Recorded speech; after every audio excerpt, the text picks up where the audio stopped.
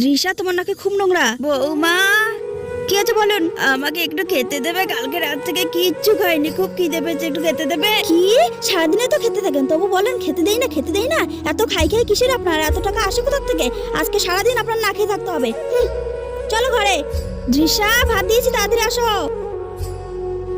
কালকে রাত থেকে কিচ্ছু খাইনি। মা জল দাও না। ঠিক আছে, আনছি। যাই ঠাকুমাকে ভাতটা দিয়ে আসি। দৃশা, জল। দৃশা কোথায় গেল? নিশ্চয় বুড়িটার কাছে গেছে। ঠাকুমা এই যে ভাত। ভাত কে দিল রে সোনা?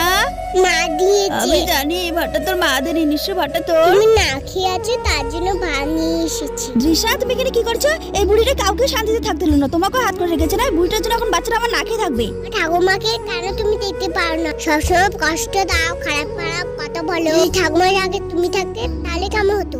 এই রে সোনা, তুই একটু খা। তুমি খাও ঠাকুমা। গুরুজনকে সম্মান করতে শিখো।